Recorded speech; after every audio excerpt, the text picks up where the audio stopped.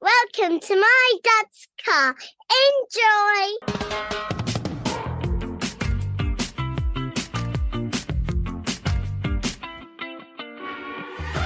Welcome to My Dad's Car, a podcast discussing our personal relationship with automotive nostalgia. And you know what? It doesn't even have to be about your dad's car. It can be your mum's, your grand's, your parents', guardians, or even a neighbour's. If it made an impression, let's talk about it.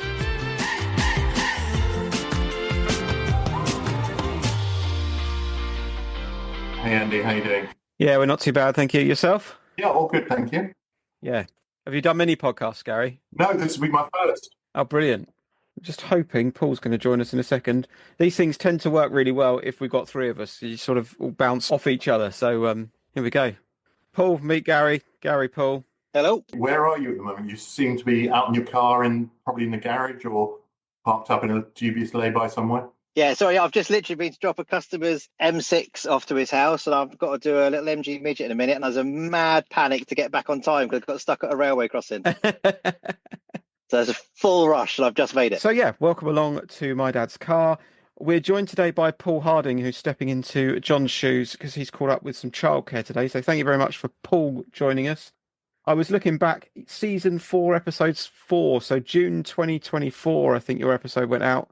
And I think we probably recorded it a few months before that. So yeah, that sounds about right. Yeah. And you've been listening for quite a while. So yeah, I always listen to it. Yeah. So yeah, good to have you with us. We're joined by Gary Hander, who I think I stumbled across you on Instagram. I posted something about our second year birthday or something like that, and you commented or something along those lines. And I said, thank you very much.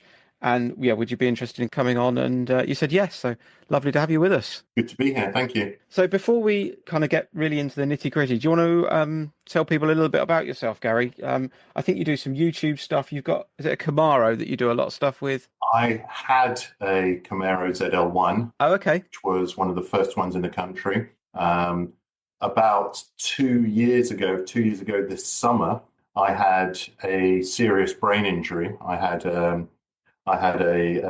colloid cyst, which is a tumour in the middle of my head, which had to be removed. That resulted in 3 strokes. Oh, God. But I'm fully okay now. The car had to be sold because I spent 521 days not driving, but who's counting? Wowzers. Its claim to fame was it's appeared on many YouTube videos. Rory Reid did one, which has now had over 2 million views on the Auto Trader channel. And its final outing was it featured in Fast X, the last Fast and Furious movie. Okay. At the end, there's a scene where Brie Larson is rushed off to hospital, driven by Danielle Melchior. Vin Diesel puts her in the car, and they go off of a bridge, which supposedly is in Brazil, but actually was a backlot in a studio just north of Watford. So that was its claim to fame. Unfortunately, that had to go. I'm now fully recovered and looking to get back into cars in some way, shape, or form. What I do in the meantime is I'm part of the PR and the social media lead for the Sporting Bears, which is a charitable organization that raises money for children's charities exclusively by offering people dream rides in our members' cars in return for a donation. So that's keeping me very busy this summer. My friend does that. It always looks good fun. I've always wanted to join in, but I've never had an invite. But if I know you, I could probably get one now. Definitely. Please do. It's so much fun. The camaraderie amongst the drivers, the support staff, the volunteers, and you're knowing that you're actually doing something that's helping children's charities. We try and keep them local to the events, but 100% of what we raise goes to those charities. And for me, it was like an interactive car show. Yeah. If you're passionate about your car, you never get bored telling people the same thing about your car again and again and again. I agree with that. He's got sort of a kit car Cobra, which is really sentimental to him because he built it with his dad, his friend Alex. He does the Car Fest one and a few others. Mm-hmm. And he says he finds it quite interesting because of it's not always the fancy cars that people go to. He said he gets lots of people going to his car, which when he started, he thought, well, no one wants to go in my old kit car Cobra. Absolutely. They're going to go in a Lamborghini. Absolutely. I mean, it's all about evoking memories. We've just finished a show at the NEC, and one of the most popular cars there was an absolutely mint mini Metro of all things. Yeah. Oh, wow. Because it brought back so many memories. I'd go in that. Yeah. Yeah, I'd go in that. It was a car that they learned to drive in, or they had the first date in. You know, it's all about evoking memories. I mean, my first car, which I've not seen at any show, but if there was one, I would jump at the chance, was a Mark I VW Scirocco. Yes. Yeah. It's such an iconic shape, but I don't see them on the road anymore. Yeah. They've all rotted away. I went and visited a guy with work, actually, and he had 12 of them, Wow. all kind of tucked away. 4 of them in a garage that he'd then parked a container in front of, so he couldn't get them out. He'd got a couple of really early ones. He'd got a cabriolet version. Oh, wow. Properly into, Mark I Siroccos. Sounds like I should be friends with him. I'll introduce you. So, great to have you with us, Gary. What's your earliest car memory? 1972, that's probably showing how old I am. I think I was 5 at the time. My father had a VW 411E estate. Wow. And this was before health and safety, because my first memory is actually sitting in the back on top of the engine, because just to let people know, I mean, I'm sure you'll find a picture, but this was an air-cooled, rear-engined estate. I mean, what could possibly go wrong? And sitting there with my sister going, it's quite warm in here. I know them reasonably well. I've never had one, but my day job's in parts, in particular Volkswagen as well. So I've kind of had a fair amount of dealings with them. And Paul, you've kind of got a number of Volkswagens, haven't you? I know what they are as well. Yeah. I can see why you were hot sat in the back. What colour was it? It was green. I mean, it was a VW green. Yeah, it was a great car. Then moving on from there, he had a variety of cars, including a original Fiat 500. And I remember them because he could drive them into the back of the house through the gate, and we would wash them in the back garden. So that was quite interesting. That was 72. Jumping forward to about 76, my parents were both doctors, and his first Mercedes, I'll never forget how proud he was of this car. It was a 200, basic 200 Mercedes. Okay. I still remember the registration number, but he doesn't. It was KTF 933P. It was white, and it was the last of the ones with the arched front headlights. Okay. I'll never forget the pride on his face. And one of my favorite memories of that car, I mean, we're talking 76, 77 here, was he had a TV for me and my sister to watch it in the back. I mean, it was a big box with an aerial that had to be stuck out the window. But, it was a tiny little screen, but it was a TV in the back of a car. That's still cool. That was mind-blowing. Yeah. From there, he had a selection of Mercs. He went through a Merc phase. And I shouldn't really be saying this, but what the hell? My mother had a chocolate brown 230 CE, which at the age of 13, I thought would be a great idea for me to learn to drive in without their permission or knowledge. So being a 13-year-old, I thought, what does a Mercedes driver wear? I thought shirt and tie. I was 13. I had jeans on and sneakers, but the top half of me looked respectable. And I remember specifically the first time I drove it up to see some friends at the local tennis club. It was snowing. And this is a 2-ton underpowered rear-wheel drive automatic. And I survived to this day. Did they find out? Eventually, I think it was a few weeks later, because I was doing this on a regular basis whenever they went out. And my father finally clocked that the thing to do was to reset the trip meter so that he could check.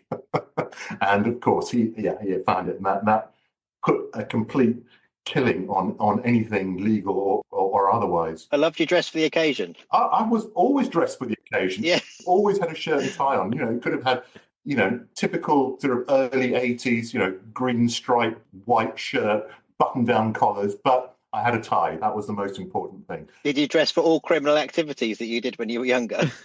Different outfits for different activities. His last Merc was a 450 SEL 6.9, which is an icon, but he was never into his cars the way that we are. It was all about comfort and ease of driving and, just being able to get from A to B as comfortably as possible. Because after the Mercs, he went through a Lexus phase. He had one of the first LS 400s in the country. Excellent car. And then a 430. There are a few oddities like Jaguars in between. But he went from one extreme, from one type of easy car to drive to the ultimate easy car to drive. And that's where he stayed till recently, where I think 2-3 years ago, he leased a VW Tiguan, which he's now happy with. He's retired, and it does everything that he needs it to do. So his car history now has reached a natural conclusion, I think. And almost gone full circle. He's back with the Volkswagen brand. Funnily enough, I never thought of it like that, but yes, he is. So if we go back, we'll go kind of back to the beginning. We'll sort of start picking it. Do you know what got him into the 411? Was there anything in particular that sort of swayed him that way? Going back to when I was 4 or 5, but purely function, I think, because it was a large, reliable. At the time, it was seen as large. Yeah. Today, it wouldn't be, obviously, but it was the Passat of the day, I suppose, wasn't it? Yeah. Can't remember. I think there were 4 doors. I can't remember if there were 5 doors. They did both, I think. Yeah, it did do both. Yeah, they did both. Yeah, I think from a practical point of view, it would have been a 5-door. It might have been a 3-door station wagon and 5-door hatch, because they did the 411 and 412, and I never remember which way around they are. Yeah, it was 411E, if that means anything. And you lost all the boot space because some numpty put a big engine in there. Well, not even big. Big is a relative. You just had half that. You lost a lot of the boot space because there's an engine in the back of it. You might as well have a Renault 5 Turbo 2 for boot space. But it was a great bum warmer. Yeah. So if you were in the car, did you do any kind of long journeys in that, do you recall? Or did you have music on the go? I'm probably jumping forward a bit, but I do remember, because of my fascination with stereos and car audio stuff, and that's what got me into cars. Okay. He had an old Philips radio cassette player where you could actually record the radio onto the cassette. So you press a button and it would... In the car? In the car. Fancy. All the toys, TVs and a recording tape. Yeah. I've not come across that. So, yeah, I think it was an old Philips. It had a big green button on it where you pressed it and it would actually start recording. Much to his annoyance and distress if I was recording over, cassettes that he had bought. And all of a sudden there was, some charts on there, or Pick of the Pops or whatever it was at the time. So he had that. Then you mentioned he'd had the midget as well. Yeah. So was that a toy, or did he have... Yeah, very much so. I mean, I think that the midget and the Fiat 500 were just fancies that he fancied at the time, so he went out and bought them. Yeah, fair enough. And you recall those as a child? Would he take you out in those as well? I don't have any memories whatsoever. I mean, we're talking early 70s. Yeah, fair enough. He's obviously proud to be able to... Because your dad owning those cars at that time, that's the time when you had to be able to afford the cars. Like you say, he's really proud to have his Mercedes. That's because if you saw another man in that car, you knew he had to buy that car. Like a man in a Rolls Royce in the 80s was a rich man. Absolutely. Not a man that just got finance like today. Oh, absolutely. I mean... So that's where that pride would have come from for him. I assume that was a real achievement for him. Yeah, he absolutely saved for it, bought it cash outright. Yeah. At that time, PCPs and PCHs just did not exist. Yeah. If you wanted something, you had to have the money to buy it. Yeah, badge of honour. And he earned all his money. I'm Indian. My parents are Indian. I remember when they first came to the country, he had £300 in his pocket. Yeah, so to go from that to be able to drive that car, that's some achievement, isn't it? Exactly. Such a big deal. Yeah, huge. Absolutely. Yeah, really cool. Was it always going to be the Mercedes for him, do you think? An Indian doctor, it's got to be a Mercedes. I probably can't make those stereotypes. But I think he saw, I wouldn't say he saw sense, but he saw better value for money in the Lexus. That's what got him going that way. And the LS400, when that was new, wasn't a cheap car, but it was considerably cheaper than an equivalent Mercedes S-Class. Yeah. He never considered the E-Class to be a proper Mercedes, and that's why he went up to the S. The 400 is even good today, though, an LS400. Oh, yes, absolutely. If you're getting one today in 2025, they're lovely cars. Absolutely. They're so over-engineered. Brilliant cars. Mm-hmm. I never saw the fascination, because to me it was quiet and it kind of did everything. I remember the first time that he actually had a colour TV as well. I looked at it and went, it's colour. And he looked so crestfallen. It's colour. Exactly. What's the big deal? But, your brain when you're that young doesn't work in the same way. No, I get that completely. Yeah. He's a guy for gadgets, is he, your dad? Yes, he has been in the past. He would always be the first person to get, I guess a mobile phone, probably, that type of thing. not phone so much, but anything that he could share with other people. So Bang & Olufsen stereos. Okay. He's still got one of the original ones with the Star Trek type doors where you wipe your hand in front of and the glass doors open to put your CD in. Oh, He's still very proud of that. I remember those as well. But yes, gadgets that would actually do something. Okay. Stuff with the house, stuff with the garden, smart TVs going back over a decade, robot lawnmowers, anything like that. Would he always option the good car stereo? Because you said you're into car stereos. Did he always tick the box? No, bizarrely, no. I mean, it was always whatever the car came with. I mean, the Lexus do come with significantly uprated stereos anyway. I think the Mark Levinson was standard fit in that one. Yeah. But no, he wouldn't tick boxes to option a car with anything stereo related going forward. I mean, comfort creatures, to make your life a lot easier, absolutely. But stereo wouldn't have been a cost-effective option for him. Okay, yeah, I can understand that. And does he have a colour of choice when he was kind of buying that? Would he go for a particular thing, or No, was it whatever's on the forecourt? Or yeah, I mean, his LS400 was hearing aid beige. His Tiguan is also a brown derivative. But no, I mean, the first Merc was white, the SEL was blue, really whatever took his fancy. And is he nostalgic about any of those? Do you think he'd go back and have one again? Or equally, is there anything on that list you're thinking, actually, yeah, I'd like to get into one of those? Not really. I mean, if I had the money and I had the ability, I would buy him a 76 Mercedes 200 because that memory of his face and his pride in that car is something that I'll always have. Yeah. But for him, those ships have sailed, actually. He's not... Yeah, I mean, he's in his 80s now, and it's function now. Yeah. So a car will bring back memories, but not something that he'd want to spend time driving. That's fair enough. And your mother, obviously, you alluded to the brown Mercedes. Anything else she was pottering about in? She had an original SLC, which was her last car before she got ill. She died 2 years ago. Oh, sorry to hear that. Yeah, sorry to hear that. No, thank you. So, I think just from a mental point of view as well, I think my dad's interest in cars and everything has waned since then as well. But no, she had an SL. Was it SL? Not an SLK. It was the two-door convertible, the old shape, quite long, square. What sort of Princess Diana type Merc? Yeah, very much so. Yeah. And that was her pride and joy. Although being at the time, middle-aged, she'd never take the roof down.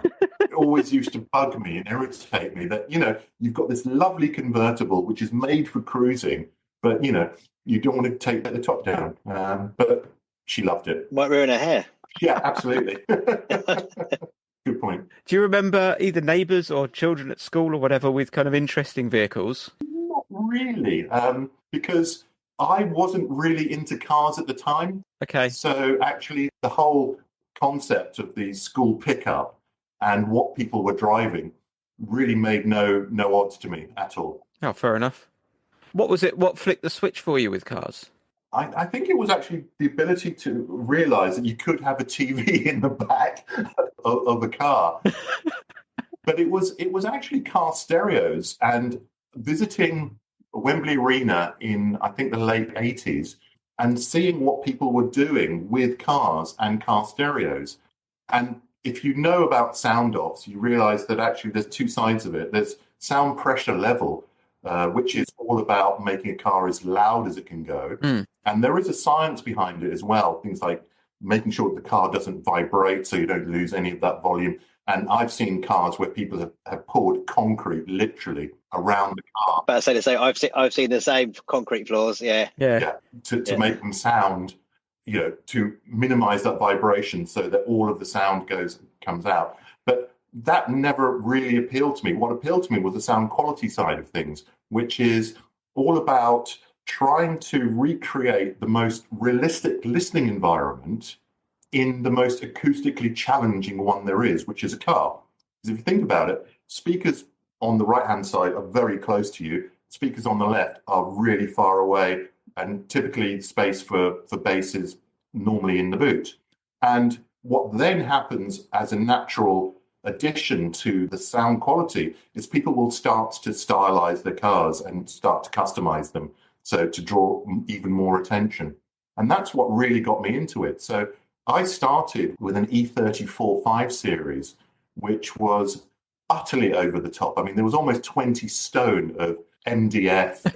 It was just the most over the top, but it suited the car, because what I then did was, after pouring all of this time, effort, and money into a sound system which would blow your socks off, is I then contacted at the time, we're talking mid-90s, there was a company in Germany called Reiger that had produced a Mercedes 190 DTM replica body kit, the teardrop arches. So I contacted them and their UK agent and said, look, can we get that kit to fit an E34 5 Series? And after quite a bit of head scratching, they said, yeah, we'll just chop it down the middle and we'll make it wider to fit. So we ended up in 96 with a 5 Series BMW wearing a Mercedes GTM body kit. And Reiger was so impressed with this that they took it to the Essen Motor Show from the UK and developed it and manufactured it as a kit for a 5 Series. And I believe there are still one or two of them floating around today. Oh, wow. I want to see a picture. I'd love to see a picture of it. Yeah, I'll flash them up. Yeah, and the number plate was all bad. I mean, it was embarrassing now, but yeah, it was 811BAD. But yeah, that's what got me started into the whole car modding scene. So you mentioned the Camaro's gone. What would you replace it with? So the Camaro I had for almost 5 years, and that was, in my eyes, the evolution of the muscle car, because there was so much high tech on it. Magnetic dampers, electronic limited slip diff, 10-speed automatic gearbox. Wow. It ticked all the boxes. It was a fantastic car. I don't know, honestly. I mean, I got that car up to 770 horsepower and over 1,000 Nm of torque, so it didn't hang around. And it handled. I mean, the 1LE version of that car has done a 716 around the Nürburgring. Okay. Even the standard one, which mine is kind of in the middle of now, did a 725 or something. So, it was the first American car that people were taking notice of because it could handle. Yeah. What's next? I don't know. I mean, it's a long way off. The Daily is a poor 1.6 TDI Seat Leon Ecomotive. It does a job. I've got an emotional attachment to that car because it transported my wife to the hospital every day that I was in having surgery. Yeah. Yeah, it'll die soon. I mean, it's done 160,000 miles. But next car to replace it, if I told you that I've got a spreadsheet that's this tall with cost of car, cost of fuel over 10,000 miles, road tax, potential maintenance, and I've got practicality to think about. I've got a dog to transport on a weekly basis, and obviously my son. The two cars that are top of the list at the moment, one is the Mark II Audi TDI. Okay. And the other is a very late BMW E90. The coupe is a one, isn't it? E91. Or is it E92? That's Paul's department. I don't know on that one. Or is 90 the saloon? 90 is the saloon. 92 is the coupe. Okay. 93 is the convertible. Yeah. No, it's not. What's 94? What's the estate? Anyway, it's the estate one. Yeah. It's a late 2013 325i, because the 330 is out of my price range, but the 325i is still a 3-litre straight six, whereas the Audi is 4-wheel drive and does massively low fuel consumption. But the two completely different cars. If the maths works out, it'll be a 3 Series coupe, preferably with a 6-cylinder petrol engine. Yeah. But who knows? It's a while off. Cool. Well, thank you very much for joining us, Gary. Been good fun to hear about your father's Mercedes, and as Paul said, that's kind of pretty seminal moment really for him. Obviously coming over with not a lot in his pocket, and making it. Yeah, I'll never forget that. He probably has already. Yeah, but that's also kind of installed, I imagine, kind of a sense of value and potentially purpose or whatever in your life as well, because you saw him kind of working hard, working away, and then he had something that he was really proud of to show for it at the end of it. Absolutely. It's definitely installed something in you, because you've just said that you've got a full spreadsheet with everything you're choosing, is where most blokes will choose the car and work out how they can afford it afterwards. And then justify the reasons of why the dog, the wife, the child will fit into it, but you work it out in your own head. Absolutely, and it's keeping mentally active at the moment as well. So that's another positive. Or trying to work out a new ratio that nobody's thought of. Things like BHP per seat or something completely meaningless. Yeah, that's clearly that's got to come from your dad. It's got to have done, because he's obviously achieved what he wanted to achieve, and then you're working out where you can go in the same way. Absolutely, within my means. Yes. Fantastic. Thank you, guys. Thank you very much, Gary. It's been good fun. Yeah, good to meet you. Thank you. Really good. See you later. Cheers.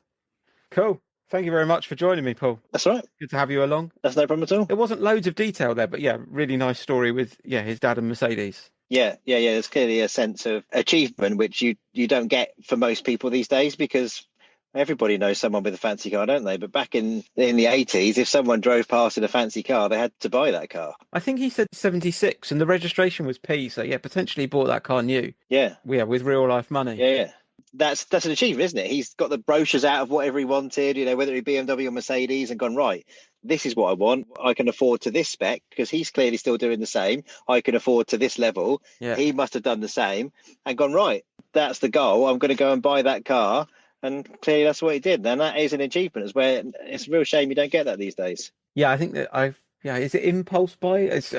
I've compared it before to a bit like buying a mobile phone, isn't it? You're like, okay, I've got to have this for the next 2 years. If I don't like it, swallow it, and then I'll get another one. Yeah, but if he turned to pick him up to school in that's an impressive car that, there's very unlikely someone else, there's always someone that's got something slightly better, but they won't be that far.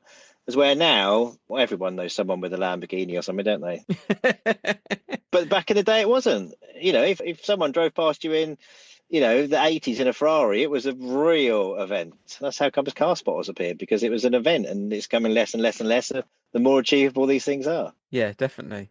And then, him obviously helping himself to the keys for his mum's car. And dressed for the occasion. That's the important detail there. Yeah, I like the way he got dressed for the occasion. I'm gonna steal. Fundamentally, it is stealing.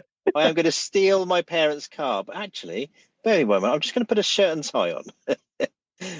Yeah, I wonder whether that was we should have asked for his own self-esteem, or whether that was to kind of fool passing police officers that he was slightly more senior than he thought he was. Yeah, it's like in the In-Betweeners when Will goes to buy alcohol and puts on his giant suit and wanders into the off-license to try and pretend he's older. It's the same thing, isn't it? I guess because on the outside, his brain's going, right, if I get spotted by a policeman, I've got a shirt and tie on. There I am, a man that will drive a Mercedes, even though as you get older, he looked like a 13-year-old boy in his shirt and tie. Yeah.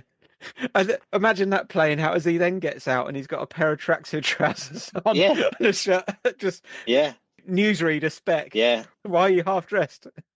Yeah, my friend did exactly the same with his dad's 7 Series. I always remember it. He took it up to the end of the road and, as an idiot would do as you're younger, floored it. And he banged the tyre and popped it and thought, oh no, mad panic. Right, let's go and get a tyre. And it's a 7 Series of the day when they had 16.5-inch rims. Okay. You just couldn't get a tyre for it. They just didn't make them because it's such a weird size. So he was in his mad panic, and in the end his dad found out because he couldn't buy a tyre. He went to all the local quick fits and stuff, and he couldn't buy one for it. Oh yeah, from that point of view, he was very lucky that nothing went wrong really. No. We had a guy on a few months back. His mum had a Mark II Golf and he drove it through the back of the garage. Great effort. He thought he'd have a go and put it through the garage. But that sounded like he only got caught because the miles. Yeah. That sounded like his parents clocked the miles going up or less fuel in the car and gone, hang on a minute. They just reset the trip computer to see if it's going anywhere. And clearly he didn't think to reset it when he put it back in the garage or whatever it was. Yeah, there's so many questions now in hindsight. How did he know how to drive? Yeah. Like that's Is it auto or manual? Because most Mercedes that era are probably auto, aren't they? You'd have thought so. Yeah. But yeah, he's obviously done pretty well to keep it on the black stuff. Yeah. He said it was in the snow as well. And not once did he mention going to the local car park and doing donuts, because that's the first thing I would have done. It's rear-wheel drive. Yes, it's an auto, but you've still got 1 and 2 down there. You can back it into that, full lock, and see if it goes around in circles. Yeah, but he wasn't a car guy. No. So I guess just from that point of view, it was a because I can, or maybe kind of to dine out a bit on his parents' kind of achievements that they've got a nice car and he wanted to show it off to his friends. But he went from that to then full car guy to build some of the cars that he's saying. That's crazy. Yeah. Especially in that era. Because I used to do sound off stuff, but my sound off stuff was effectively 3 speakers. So it always had fronts and a sub in the rear. And I know exactly what he's talking about. He used to go to Hickston and all that, which he probably did too.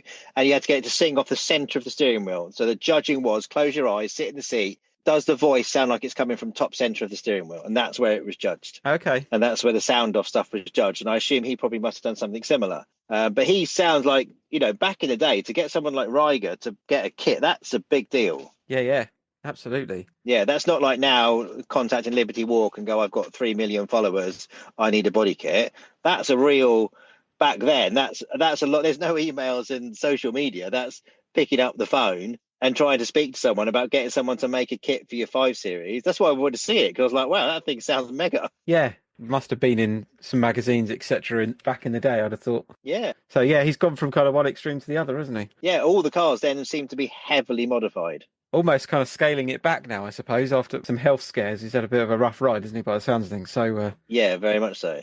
But then he hasn't done what a lot of people do, is after they've had a health scare like that, they go, right, I've always wanted this. Yeah. I'm going to set my target, whether it's finance, whatever it is.